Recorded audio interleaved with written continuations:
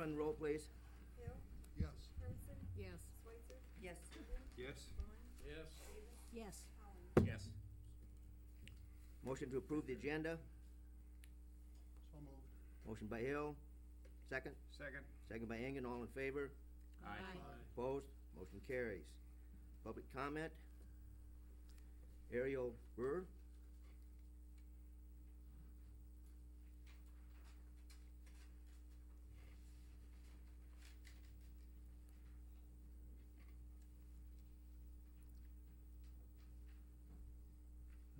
I think she knew she was supposed to come Yeah, forward. don't you know she's supposed to come? What do I say?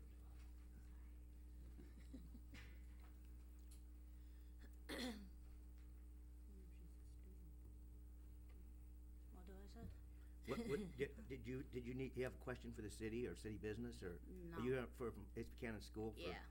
Okay, you can take a seat. We like you anyway.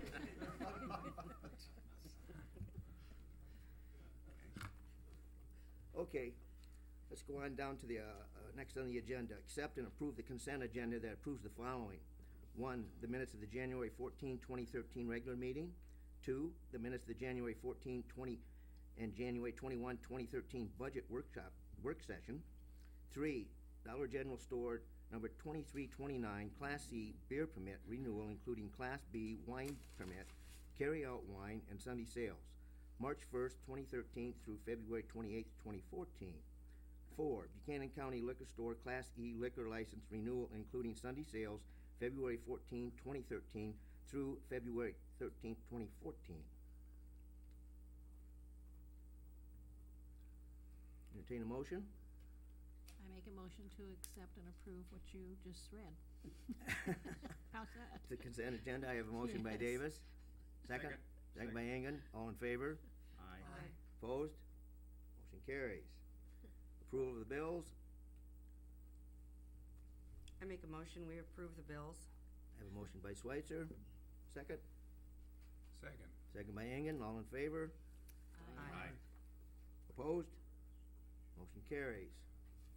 Next item. Petitions from the public. Pedestrian safety panel presentation, followed by motion to proceed with committee recommendations.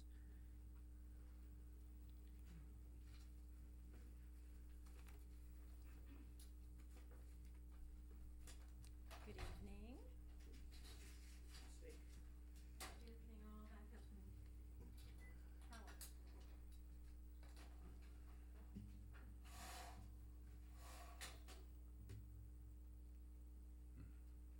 While we're waiting, I believe you have a letter, that came in your packet with a little bit of an introduction as to who we are and what we're doing. The group is here. Okay. If I may, Mr. Mayor, as all of you may recall, the Independence Public Library Board of Trustees at the October 22nd council session requested placement of a traffic signal at the intersection of First Street and 8th Avenue Northeast, the library intersection, voicing their concern for pedestrian safety. The council's Streets, Alleys, and Sidewalks Committee, or SAS Committee, met on November 7, 2012. The library's concern became the catalyst for further action regarding how we independents demonstrate our concern for pedestrian safety. From the November 7 SAS Committee meeting, a small group of citizens was brought together to review pedestrian safety. This group reported to SAS last Tuesday and now to the council. All the members of this group are stakeholders in one form or in many forms as joggers, runners, bicyclers, or as walkers. All of the panel are enthusiastic and believe that City of Independence is a blank canvas and ripe for change in defining its respect for pedestrian safety. May I introduce the panel members? Pam Henderson, Marcia Kreitner, Kelly Palmer, Gary Wilson, and Janet Bowles is your presenter. Thank you. Lights. I was just gonna say, can we, John? I think you'll see the PowerPoint a little better. There we go. All right.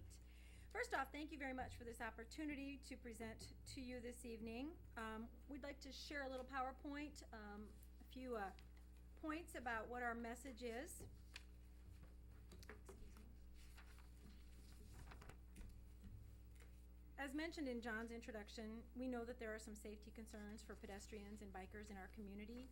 So that was really the catalyst for change. We hope to reduce those safety issues as well as promote the health and the vitality of our residents. Obesity rates are at an all-time high in Iowa, and chronic disease has become a concern for public health on a national scale. Increased physical activity has been shown to be an important factor in reducing the effects of chronic disease or even preventing it. Smaller communities like Independence offer a quality of life that can't be found in large communities, but we know that our city has aged and it's been increasingly difficult to maintain the same economic status as we once enjoyed. Some of our storefronts in our Main Street area are empty, and sometimes we struggle with recruiting new employers and businesses, as well as finding employees to work in the businesses that we have. So we hope that by addressing some of the walkability and the bikeability issues in Independence, we can make it more appealing for lots of folks. Making our community safer starts by reducing the number of conflicts between pedestrians and vehicles. This was a little cartoon I found. It says here that Orlando is at the bottom of the list for pedestrian safety. We would really like to have Independence in place of Orlando there, so that's one of our concerns. We also know that by increased walking, we can decrease weight. We know that it's found. Increased physical activity helps to make healthier citizens. A healthy community is active, vital, and it's able to provide the services the residents need in an economical fashion. We know that increasing physical activity is the start to a healthier community. Unhealthy community members put a tremendous strain on our medical services, including ambulance calls for falls, frequent emergency department visits, potentially helicopter transports. Could we lighten this load by lightening our weight?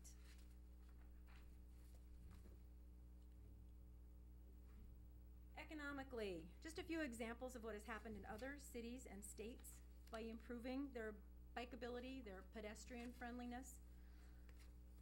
It can increase home values by $700 to $3,000. Bike lanes have been shown to increase sales by 60% in retail stores near they're located. Wisconsin, which is very similar to ours in terms of its climate, its topography, added 3,400 jobs due to the bicycle infrastructure. That information came from Smart Growth America. If you want to look up a little bit more of it, you can find a lot about pedestrian and bikeability through Smart Growth, and that's through the EPA. She give the source. What was the source? Smart Growth America. Smart The Growth Environmental America. Protection Agency, and I believe that is cited in your packet that John sent out earlier. So what changes are we talking about? We kind of went at this as two prongs. There are things that we can do for drivers, and there are things that we can do for the pedestrians. First off, from the driver's perspective, we believe that we can do some traffic calming.